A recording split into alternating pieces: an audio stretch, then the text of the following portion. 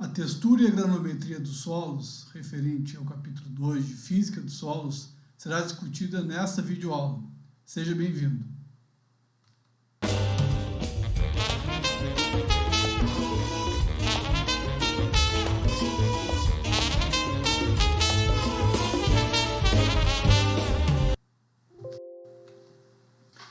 A textura do solo, nada mais é do que a forma e o tamanho das partículas do solo.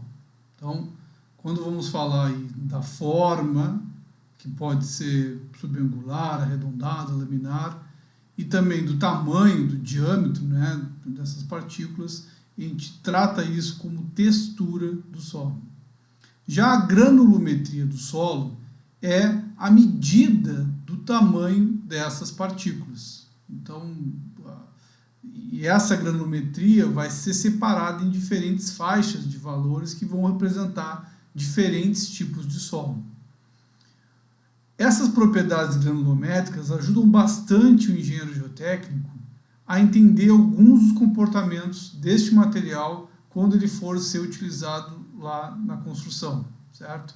Então, essa textura do material indica para nós, às vezes, um possível comportamento mecânico que esse material vai ter. Por exemplo, se eu indicar que esse solo tem uma textura referente ao material arenoso, eu já tenho ideia que esse material vai ter provavelmente uma resistência maior, que ele não vai sofrer muita deformação.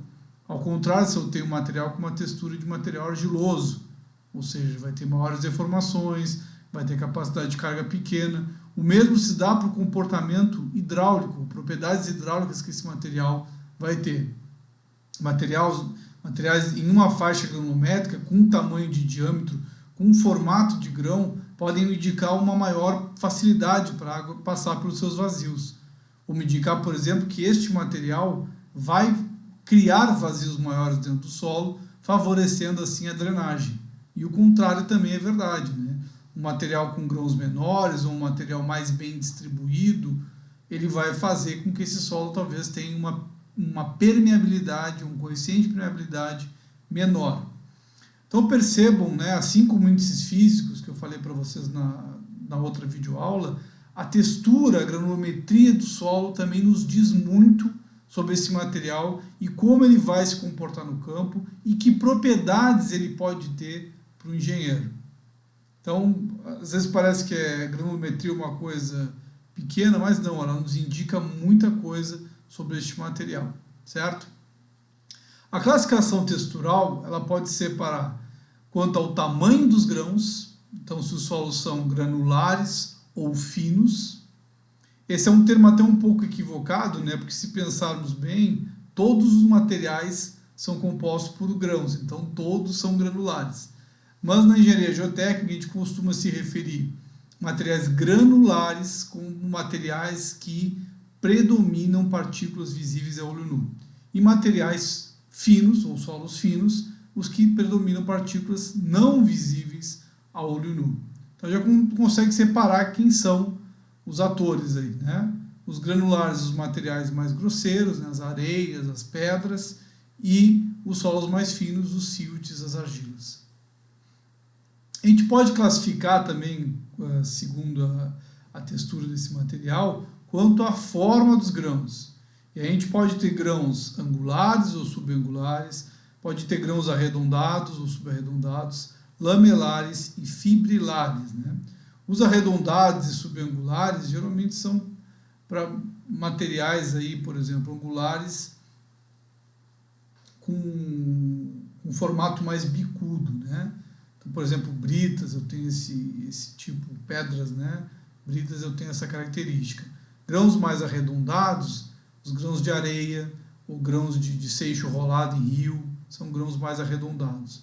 Os lamelares e fibrilares geralmente são típicos de grãos de argila, certo? Mas aí nós temos o mundo, pessoal? Os solos podem ter diferentes composições, diferentes minerais e argilominerais que vão compor eles, e temos diferentes formas desses grãos, Uma área que estuda bastante isso, um exemplo, a própria área de pavimentação. importante para ele saber a superfície específica de cada grão, se eles são angulares, se eles são arredondados, para saber qual é o melhor imbricamento que esses grãos vão ter, qual é a superfície disponível para que o betume ou a emulsão asfáltica cubra esse grão. Então, geralmente, o pessoal de pavimentação dá uma atenção grande para esse tipo de formato, né? Forma do grão que compõe o solo. Bom, a classificação granulométrica, ela vai classificar esse solo segundo uma faixa de tamanhos possíveis, certo? Então, é quase que uma convenção, né? Vamos adotar aqui grãos que têm um tamanho de tanto a tanto, são grãos de tal material, certo? E por que eu digo que é uma convenção? Porque a gente vai ter limites aqui, né? Por exemplo, quem me garante que um grão aqui que tem 200 milímetros ou 201 milímetros, ele vai ser tão diferente para ser diferenciado de um matacão para uma pedra de mão? O mesmo vale das fronteiras para as areias, as fronteiras de areia fina para silt, de silt para areia. Então são fronteiras, o engenheiro precisou delimitar um tamanho, né? Uma outra coisa que é importante frisar aqui é que os grãos não são redondos, eles não têm um diâmetro. Eles têm uma forma como acabamos de ver, né? Pode ser formas subangulares, pode ser arredondada, pode ser fibrilar, enfim, tem N formatos. Mas a gente diz que esse solo tem um diâmetro equivalente, ou seja, um diâmetro que representasse o diâmetro daquela partícula se ela fosse arredondada, certo? Bom, então percebo que a gente tem algum erro nessa convenção, né? Mas isso não é relevante ao ponto de causar algum problema em projeto de vocês. O engenheiro precisa conversar, dizer que tipo de material é esse. Então a gente tem que classificar esse material dentro de alguns grupos. Bom, vocês estão vendo aí, né? As areias vão começar com diâmetros de 2 milímetros e vão até aí 0,6 milímetros. 0,6 milímetros aqui, tá? Então, esse seria o tamanho de diâmetro de areia. Já os siltos ficam nessa faixa e os materiais argilosos são as partículas em menores do que 0,002 milímetros. Então, percebam que tanto o silt como a argila são grãos muito pequenos, e que geralmente, né, são solos finos que nós não conseguimos ver a olho nu. Já as areias e os pedregulhos e a pedra de mão, matacão, né? Matacão são pedras gigantescas, né, pessoal? Pedra de mão são aquelas pedras que vocês conseguem agarrar com a mão, por isso chama-se de pedra de mão, né? Pedregulho seria aqueles materiais de hip-rap, o rachão, né, que se chama muito na prática da engenharia, estaria aqui nessa faixa de pedregulhos. A areia nós todos conhecemos, essas areias de obra aqui, né? Aqui dentro do pedregulho nós teríamos também o que nós chamamos as faixas granulométricas das britas, certo? Então aqui dentro dos pedregulhos nós estaríamos com a brita 1, brita 0, todas aquelas faixas granulométricas que a construção civil utiliza. Bom, então só para exemplificar aqui, né, o que seria um matacão, seriam blocos de pedras aí de grande tamanho, certo? Uma pedra de mão, como eu falei para vocês, os pedregulhos aí com tamanhos na faixa das britas, né? Areias que nós todos conhecemos. O silt, que é um material um pouco mais difícil de a gente visualizar, esse aqui é um exemplo de um material siltoso, né? Não necessariamente ele tem sempre essa cor, mas uma característica que, por exemplo, quando se faz investigação geotécnica, que nos faz identificar que há silt na amostra, é a textura ao toque, né? O silt ele tem uma textura semelhante a de um talco, uma textura aveludada. Então, quando se faz investigação geotécnica, uma maneira de se perceber lá no campo isso é tocando no silt e sentindo essa textura. Já a argila, como é um material fino, também não consigo visualizar, é fácil de verificar se é um material argiloso pela sua plasticidade, ou seja, a capacidade de moldar esse material com a mão, e também se eu fizer um torrão desse material no campo e deixar secar, ele fica rígido ao perder umidade. Então essas são as maneiras de descobrir, né? Mesmo sendo um material muito fino, que material seria esse. Mas essa é a cara, o jeitão desses materiais aí, certo? Óbvio que a gente pode ter composição deles, né? Posso ter uma areia com pedregulho, posso ter um silt argiloso, uma argila arenosa. Isso é possível, qualquer material é possível na natureza.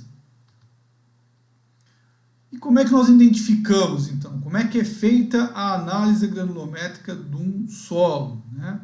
Então, tem alguns ensaios que a gente pode utilizar para fazer essa verificação, dependendo aí do tamanho, né, do grão que vocês vão ter. Para grãos maiores, grãos aí visíveis a olho nu, para solos granulares, nós podemos utilizar o ensaio de peneiramento. E nós temos o peneiramento fino e o peneiramento grosso, né, que vai ser dividido aí basicamente pela peneira 10, para nos indicar o que é peneiramento fino ou grosso. Então, dependendo se for o peneiramento fino ou grosso, nós vamos colocar uma série de peneiras com diferentes tamanhos e vamos ver o que fica retido em cada peneira, certo? Se o material for muito fino, não é possível usar peneiras, né? A malha da peneira é tão pequena que o solo não consegue passar e, por mais que passasse em 1, 2 ensaios, ela já estaria entupida, já de tão fino. Teria que ser um tecido quase para poder passar um grão de argila de silt. Então nós fazemos um ensaio chamado ensaio de sedimentação. O ensaio de sedimentação nós vamos ver um pouquinho com mais detalhe, mas com ele é possível então avaliar o tamanho de grãos finos no solo. E como é que funciona o ensaio de peneiramento? Mais uma vez, né, vamos olhar o equipamento aqui, ó. Eu tenho uma sequência de peneiras e cada uma dessas peneiras tem uma abertura, tá? É uma tela. Então essa abertura de tela vai indicar se o diâmetro é maior ou se o diâmetro é menor do solo.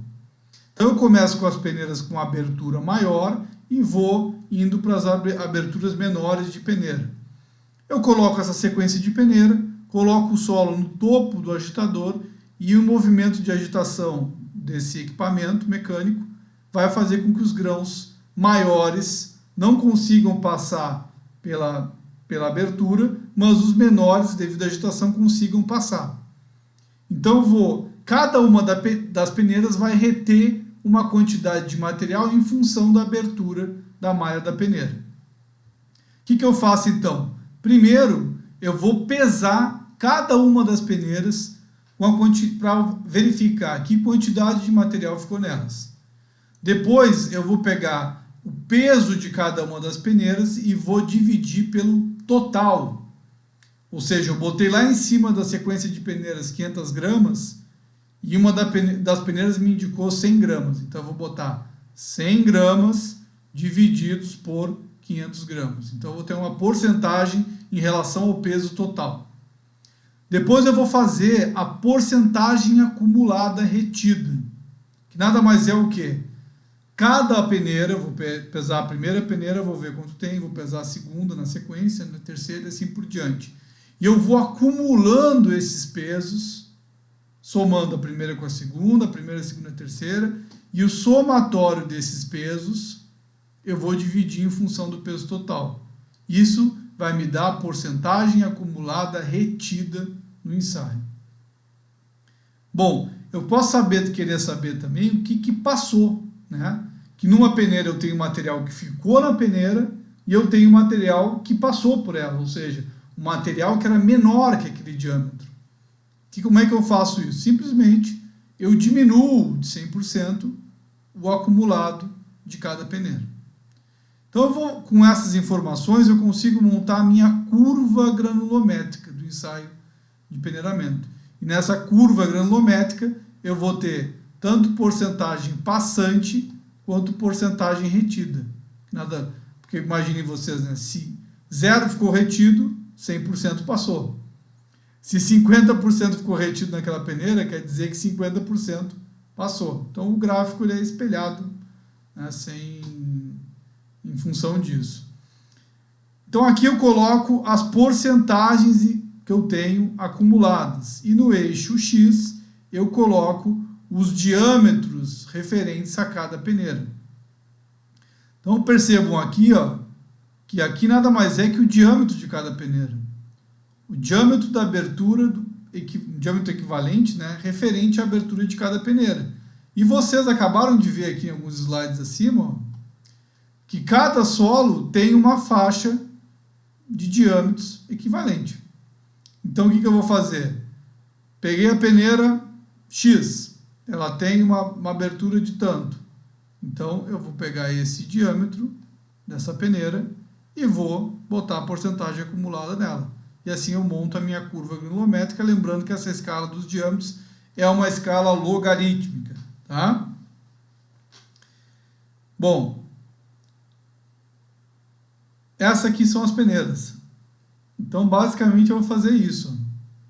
Cada peneira tem uma abertura referente a um diâmetro equivalente. Então, por exemplo, os materiais que ficam retidos na peneira 10, ó, peneira 10, eles têm uma abertura de 2 milímetros, ou seja, grãos com tamanho acima de 2 milímetros não vão conseguir passar por essa trama aqui. Grãos menores vão passar. Ou seja, os grãos que vão ficar nessa peneira são os grãos de pedregulho, né? Pedregulho, matacão e etc. São os grãos maiores.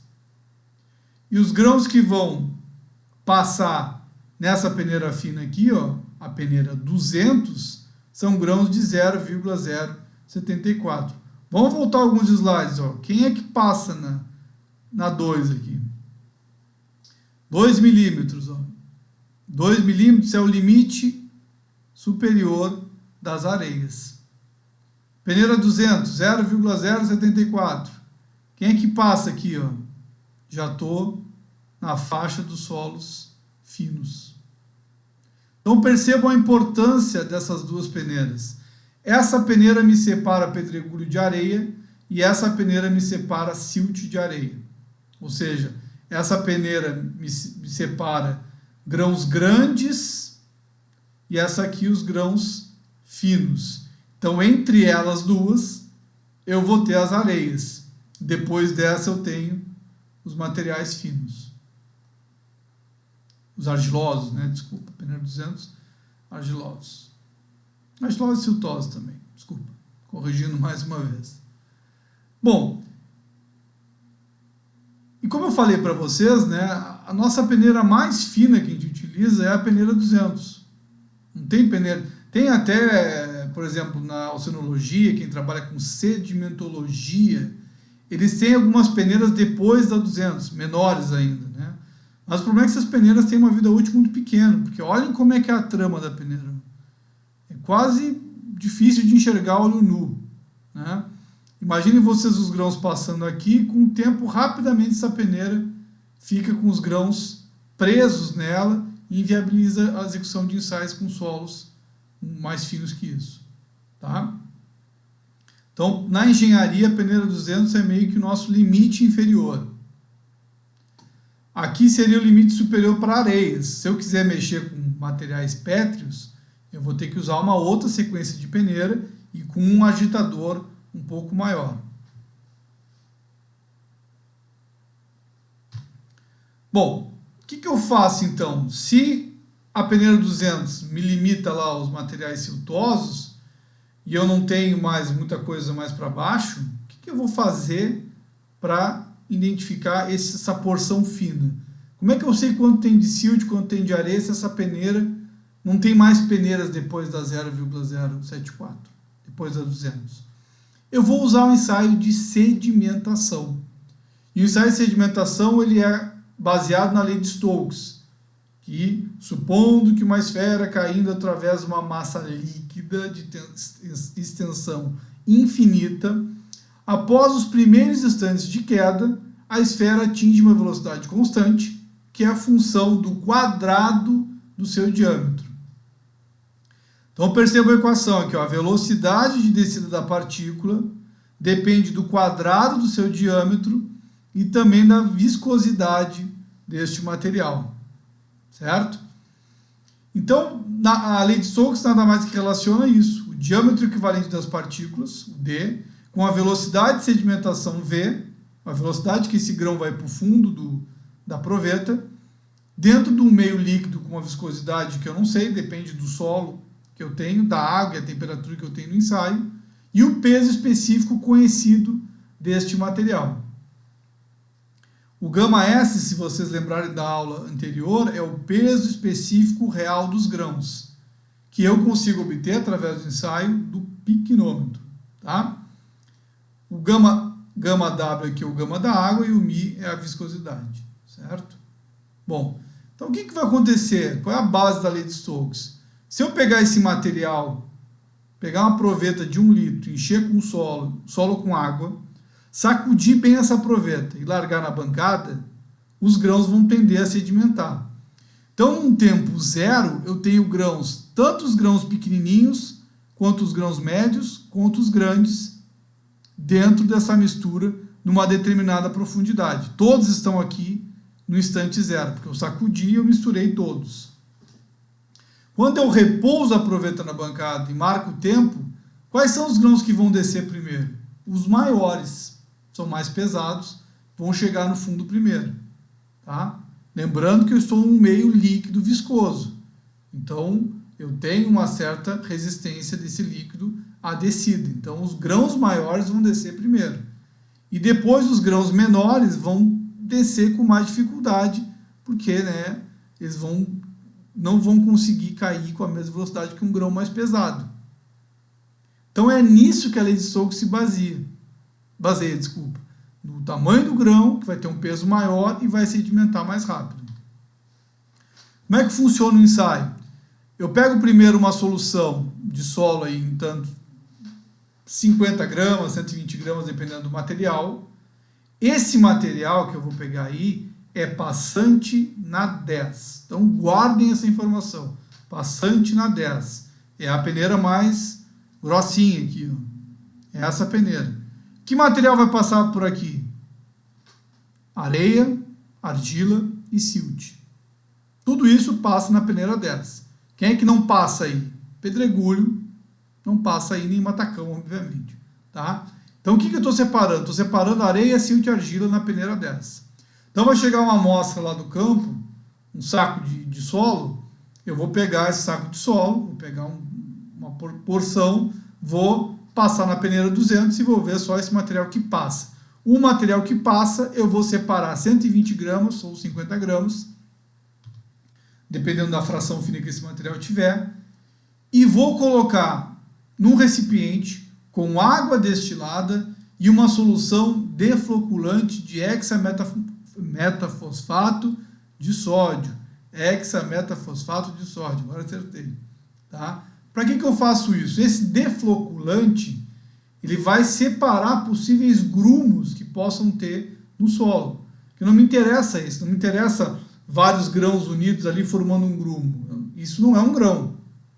Então eu tenho que fazer com que esse grumo se desfaça e eu fique só com os grãos. Por isso que eu deixo a solução preparada de um dia para o outro para fazer o ensaio. Certo?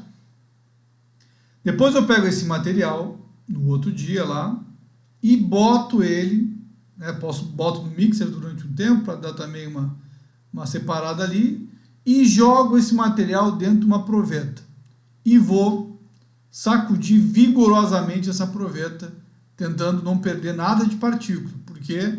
Porque, lembrando, eu tenho que ter o peso que vai entrar na proveta e depois do final do ensaio eu vou pesá-la também para saber o peso seco depois. Então não pode sair grão daí.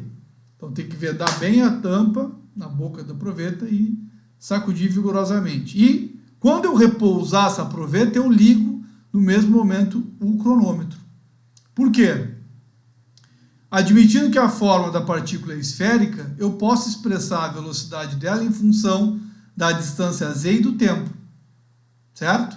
Então eu posso dizer que o diâmetro da partícula é função do tempo, com a distância que eu estou largando lá o meu densímetro, e a densidade desse material em função da viscosidade dele. Por que eu preciso fazer isso? Eu preciso medir a densidade ao longo do tempo. Então eu vou lá, larguei o cronômetro, passou 30 30 minutos. E fugiu o tempo, pessoal. Não tem problema, né? Vai ter uma outra videoaula só com a execução do ensaio, e aí eu vou corrigir o tempo. Me fugiu o tempo agora da primeira leitura. Mas são os primeiros minutos, tá? Eu coloquei lá o densímetro dentro da proveta, e a proveta vai me dizer qual é a densidade. No densímetro, eu vou olhar qual o valor da densidade, ou seja, os grãos grandes, médios que estão ali, naquele primeiro momento da leitura, vão deixar um solo com uma viscosidade, com uma densidade, certo? À medida que o tempo vai passando, os grãos mais grosseiros vão depositando e vai ficando só os mais fininhos, os menorzinhos. Então, vou ter uma densidade menor com o tempo. Por quê? Porque eu estou tendo mais água do que grão, porque os grãos estão lá no fundo já. E o densímetro ele fica no meio da bureta. Até tem uma foto do densímetro aqui. Aqui está o densímetro, tá? O bulbo com mercúrio na ponta aqui. E aqui eu vou fazendo as leituras da densidade.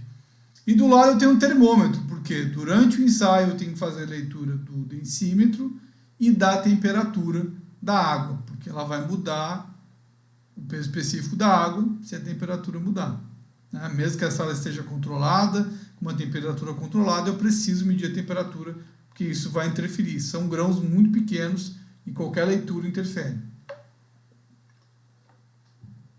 Certo, gente? Dá até para observar aqui, ó, nessa proveta, que tem uma mistura de solo e tá marrom lá no fundo, ó, porque justamente os grãos maiores já estão depositados lá.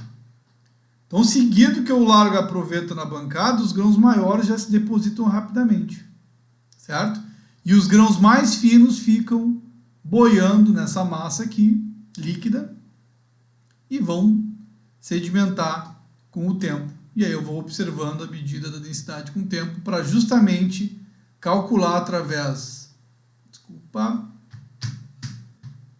desta equação o diâmetro de cada partícula no tempo. Então, qual é que vai ser a conta?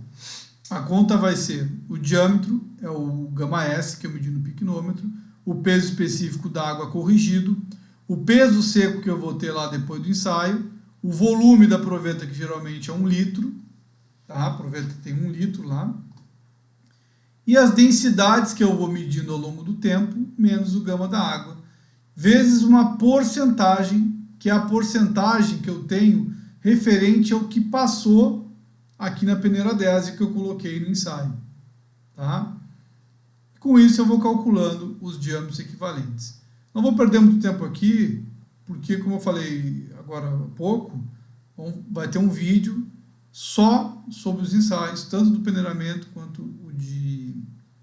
o ensaio de sedimentação, e lá vão ser sanadas essas dúvidas, né, que vocês vão ter. Bom,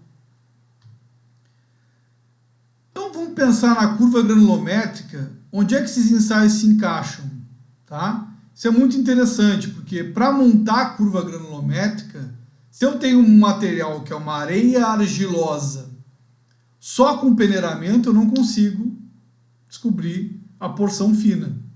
E só com a sedimentação eu não consigo descobrir a parte grosseira. Por quê?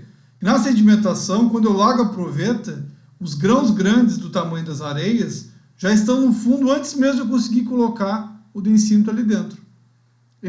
O peso deles faz com que eles desçam muito rapidamente. Então não consigo ter uma leitura precisa, certo? Da mesma forma que os grãos muito finos, eu não tenho peneira, não tenho malha, abertura de peneira, que consiga medir essas faixas granulométricas. Então eu tenho que combinar esses dois ensaios para alguns solos. Agora observem que interessante. Como é que eu faço o ensaio de sedimentação? Quando eu acabo o ensaio de sedimentação, a última coisa que eu faço é pegar a proveta e lavar na peneira 200, certo? Eu pego a proveta, despejo na peneira 200 e boto esse material que ficou na peneira embaixo da pia, jorrando água e lavando aquele solo que ficou dentro da proveta. Por que eu faço isso?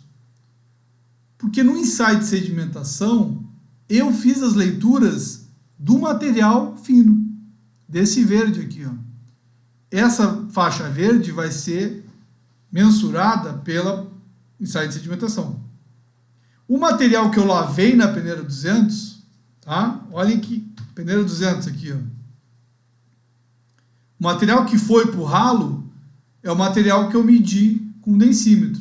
O material que ficar aqui na peneira 200 é o material que está nessa faixa das areias que eu falei para vocês. Que vão de novo, ó. Eu pego uma porção de solo, passo na peneira 10. O que passou da 10, tá aqui, vou botar aqui onde está a caneta, né? Passou da 10. Eu boto na proveta, certo? Então, quem é que passa na 10 aqui? Areia, silt e argila. Então, tá aqui areia, silt e argila. Quando eu faço sedimentação, eu fiz todas as leituras. Pego a proveta que está com solo, areia, silt e argila, jogo na peneira 200 e lavo na pia. Deixo lavando lá. Quem é que passa na peneira 200? O silt e a argila. Quem é que fica na peneira 200? A areia. Então, depois de eu lavar aqui na peneira 200, eu vou pegar essa peneira, vou tirar o material, colocar na estufa para secar o material, para eu fazer o quê? O peneiramento fino. Então, eu vou pegar esse material que foi lavado e vou jogar aqui no agitador. E aí, depois eu peso cada peneira e descubro o peneiramento fino. Então, veja que interessante essa sequência, né? Eu pego o material que passou na 10 aqui, ó, as areias. Areias, silt e argila. Todo esse material, tanto o azul quanto o verde, vai para a proveta da sedimentação. Só que quando eu misturo, faço a agitação da proveta e largo na bancada, quando eu pego o densímetro e vou colocar na água, todos esses grãos em azul já estão lá no fundo. Porque o peso deles, o tamanho deles, faz eles descerem rapidamente. Então eu não consigo medir esse tamanho de grão. Se eu conseguisse, eu não precisaria fazer o peneiramento fino. Mas eu não consigo medir com precisão. Então a primeira leitura vai me dar por aqui, ó. Então aqui que eu consigo já ler com o meu densímetro. Pô, mas aí ficou faltando a parte azul. A sedimentação não conseguiu ler a parte azul. Certo? Então eu pego toda essa massa de solo, lavo nessa peneira e quando eu lavar, a parte verde está lá no ralo. Sobra só a parte azul. Eu seco a parte azul e agito nas peneiras e faço o ensaio de peneiramento fino. Então os tamanhos de grãos da 200 para cá, quem manda é sedimentação. Daqui para cá, o peneiramento. Bom, e como é que eu estimo, né, as frações granulométricas dentro da nossa curva granulométrica? Então, mais uma vez, a curva granulométrica, ela mostra aqui a porcentagem passante e a porcentagem retida, certo? Como é que eu faço? Vamos pensar assim, ó, quem é a peneira que define as areias? Peneira 10, 2 milímetros. Bom, então está aqui, ó, 2 milímetros. Então tem uma fronteira das areias. Da areia e pedregulho, né? Então aqui, ó, se na peneira 10, 2 milímetros, ficou retido 2%, o que está me dizendo aqui? Que ficou 2% de pedra em cima da peneira 10 e 98% de solo passou. Ou seja, ficou 2% de pedra e passou 98% de areia, argila e silt. Certo? Bom, vamos pegar uma outra peneira aqui. A peneira referente ao diâmetro 6. Tá? Quem são os materiais de diâmetros menores do que 0,06? Estão com dúvida? É o diâmetro que delimita os siltes. Certo? Então, de 2 a 0,06, eu tenho as minhas areias. Porque valores menores do que 0,06 vão ser silt ou argila. Aí então eu peguei o 0,06, toquei na curva e vi quanto tinha de retido, 58%. Mas para aí, 58% ficou preso nessa peneira, tá? Lembrem que o que o gráfico mostra são porcentagens acumuladas. Então não tem 58% de silt, tem 58% de areia e pedregulho nessa peneira. Só que eu sei que 2% é pedra. Então, na verdade, eu tenho 2% de pedra e 56% de areia. Então, vai me sobrar o resto de silt. Como é que eu defino agora quem é silt e quem é argila? Bom, silt são grãos menores do que 0,002. 0,002 eu tenho 83%. A mesma coisa. Tudo bem, 83% ficou retido nessa peneira, mas eu já tinha 58% retido na anterior. Então, na verdade, daqui até aqui eu tenho 25% de silt. Tá? Eu tenho 25% de silt, 56% de areia e 2% de pedregulho. E o que eu tenho de argila? O que sobrou, certo? Então, o que sobrou é argila. Vocês observem aqui ó, que eu tenho areia grossa, areia média e areia fina.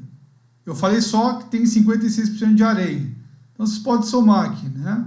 38 com 13 com 5 dá os nossos 56. Treinem isso em casa, né? Como é que vocês vão fazer isso? Voltem lá no slide anterior e vejam os diâmetros que delimitam. Ó, as areias são delimitadas pelo diâmetro 2. Depois a areia grossa até 0,6. Areia média até 0,2. E areia fina até 0,6. Certo? Façam essas frações e confiram se bate com o valor de vocês aí. Bom, nomenclatura desse solo, né? Existem, vocês vão ver agora em outras videoaulas também, que existe a classificação do solo, certo? E ela também é feita basicamente pela granulometria do solo e pela plasticidade que esse material vem a ter. Mas existem nomenclaturas que se dão apenas pela porcentagem das frações dominantes de cada solo, tá? Então, geralmente eu vou colocar aí ó, a fração subdominante, a dominante, desculpa, que tem maior porcentagem, e a subdominante eu coloco o prefixo oso ou osa. Então, pode ser uma argila siltosa, uma areia silto-argilosa, um silt arenoso, e aí nós temos N combinações. Bom, no nosso exemplo aqui, ó, quem é que tinha maior porcentagem de solo? Areia, né, gente? 56% de areia, 2% de pedregulho, 25% de silt e 17% de argila. Então, esse material aqui ó, seria uma areia siltosa, o nome dela. Ok? Bom, a curva granulométrica, essa curva que vocês viram, ela tem algumas nuances, né? Alguns parâmetros que indicam o formato dela e fazem o engenheiro muitas vezes ter uma ideia de que material ele está trabalhando só sabendo alguns parâmetros. Então, por exemplo, o diâmetro efetivo, o D10, o D50, o D30, o D60, coeficiente de curvatura, coeficiente de o CC e o CU, né? Curvatura e uniformidade. Esses parâmetros mostram para a gente, tá? Nos dão uma ideia do formato, do tipo da curva que a gente está trabalhando. Então é muito, para quem está mais prática trabalhando com esses valores, só informando esse parâmetro já é possível montar, ter uma ideia da curva e de que material nós estamos tratando dentro de uma análise de solo. Ok? Quem é o diâmetro efetivo? Nada mais é do que o diâmetro, tal que o peso correspondente a partículas menores que este é 10% do peso total da amostra. Este é o D10. E assim são todos os outros. O D30, o D50, o D60, qualquer diâmetro desse que vocês quiserem, é só fazer a mesma coisa. O D30 é o diâmetro na qual o peso correspondente a partículas menores que este diâmetro é 30% do total da amostra. Certo? De 60 para 60. Como é que eu pego esses parâmetros na curva? Vamos voltar aqui na curva. Ó, o D10, como é que eu pegaria o D10? Simplesmente, pessoal, aqui nesse caso não tem D10. Não tem o D10. Vamos para o D30, então. O D30 seria, na porcentagem passante, eu pego 30%, toco na curva granulométrica e observo qual é o diâmetro que eu obtive aqui. 30% na passante, vou até a curva, aqui, e vejo que diâmetro é este aqui. Está no 2 ali, né? Então, para quem não sabe ver curva logarítmica, sempre tem aqui o valor unitário encabeçando a sequência de cada uma das curvas, né? Então, aqui, por exemplo, é 0,001. Então, a próxima linha do lado é 0,002, 003, 004, e assim vai indo. Aí eu pego a próxima escala de 10, então é 0,01. Então, esse tracinho aqui vai ser o 0,02. Então, meu D10 nesse caso, meu D30, desculpa, nesse caso, 0,02. O que quer dizer isso, então? O 0,02 é o diâmetro cujo peso das partículas menores que este compõe 30% do total da amostra. Então, o D10, passante na 10, vê o diâmetro correspondente. O D30, passante na 30, toca no gráfico, vê o diâmetro correspondente. É só isso. Tá? Bom, e o coeficiente de uniformidade, do que se trata? O CU. Tá? O CU é uma razão do D60, passante na 60, toca na curva, vê o diâmetro 60, pelo D10. Ele vai me indicar se esse solo é uniforme, medianamente uniforme ou desuniforme. O que quer dizer ser uniforme? Ter grãos do mesmo tamanho. Tá? O material tem grãos do mesmo tamanho. Ok? A gente vai ver as curvas depois lá. E o coeficiente de curvatura, ele é o D30 ao quadrado por D60 vezes D10. Ele vai nos indicar se o solo é bem graduado ou mal graduado. O que quer dizer isso? Se esse solo tem grãos de vários tamanhos ou se esse solo tem faixas de apenas um ou outro grão. Então aqui tem as curvas do material uniforme, o solo bem graduado, mal graduado, ok? Então o que é uma granulometria contínua, um solo bem graduado? É esta curva em verde aqui, onde eu tenho grãos de todos os tamanhos. Por isso que eu tenho várias porcentagens com todos os diâmetros que comparecem aqui com alguma porção de solo. Então essa curva ela é mais inclinada, mais horizontalizada, digamos assim. Tá? Ela corta toda a faixa granulométrica, todos os diâmetros têm alguma porcentagem. Então os vazios, os grãos grandes vão ser ocupados por grãos médios e dentro dos grãos médios vão ter grãos finos. Isso é um solo bem graduado. É o que geralmente se busca em engenharia, porque é um material mais estável, muitas vezes, para compactação e etc. O que é uma granulometria descontínua ou um solo mal graduado? São solos que possuem diâmetros apenas de um tamanho ou outro, e um espaço muito grande entre eles. Ou seja, eu tenho pedregulho com argila e não tenho nada de areia. Ou seja, eu tenho uma fração só de pedra, de pedregulho, e uma fração só de grãos fininhos. O que vai acontecer com a curva? Ela vai ter alguns patamares. Por quê? Por exemplo, esses grãos finos vão estar representados nessa inclinação aqui. E aí eu vou ter um vazio, né, sem solos de nenhum tamanho, e depois eu vou ter uma inclinação com os materiais mais grosseiros. Então tem alguns patamares, assim, inclinação, um platô e outros patamares, que não é muitas vezes o ideal. E a última seria um solo uniforme. O que é um solo uniforme? Grãos, todos os grãos do solo têm praticamente o mesmo tamanho. E com isso eu tenho uma verticalização da curva granulométrica. Por quê? Porque a porcentagem quase que total dos grãos estão concentradas numa única faixa de diâmetros. Então a curva fica verticalizada. Então essa é uma dica para vocês, né?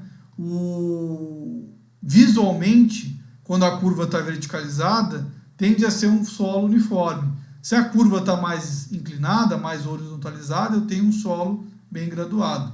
E platôs, eu tenho concentrações aí de faixas granulométricas. Só que isso é no olho, né, pessoal? Olhando a curva. Se eu quiser saber uma medida, o engenheiro gosta de número, gosta de parâmetro, tá? Para ser tal coisa tem que ter tal valor. Quem vai dizer para vocês são esses camaradas aqui, ó, CU e CC. Eles vão indicar para vocês quem vai ser uniforme, quem vai ser bem graduado ou mal graduado, tá? E aí eu sei que você vai surgir a dúvida, né? Ah, mas aquele solo que o senhor mostrou lá antes, ó, não tinha D10. Se não tem D10, o que eu faço? Gente, essa curva acaba aqui por limitação da sedimentação. Certamente eu tenho alguma porcentagem que vai ficar além dessa curva, nem que seja 0%. Em alguma hora tem que ter, o grão vai acabar, né? Não vai ter grão menor que aquele tamanho. Negativo não pode. Então, o que eu posso dizer quando eu olho essa curva? Minimamente eu posso dizer o seguinte, ó, que o D10 é menor do que 0,001. Então, vejam bem, eu posso dizer aqui, ó, eu posso garantir para vocês que o D10 é algum valor menor do que 0,001. Bom, chegando aqui, ó, eu posso botar o seguinte, então, ó, meu D10 é um valor menor do que 0,01. Então eu divido o valor do D60 por esse valor 0,001 e vai me dar um valor qualquer. E pode me indicar, sei lá, esse valor, como isso aqui é muito pequeno, esse valor deu 100, deu 50, deu 30. Bom, se ele deu 50, 30, se ele deu um valor grande, ele é maior do que 15. Se ele é maior do que 15, é um solo desuniforme. Então vejam que mesmo não sabendo o D10, eu ainda consigo falar sobre a uniformidade desse solo, especulando qual seria o D10, dizendo apenas o que eu sei, que ele minimamente é menor do que um determinado valor, tá? Agora, se eu não tiver o D30 e não tiver o D10, aí já começa a ficar muita especulação. Então vocês vão escrever lá, não é possível indicar sobre curvatura deste material, tá bom? Aqui é a mesma coisa, né, gente? Se eu especulei lá, eu tenho D30, tenho D60, mas não tenho D10, mas eu sei que o meu D10 é menor do que um determinado valor, eu pego esse valor, calculo tudo e vejo.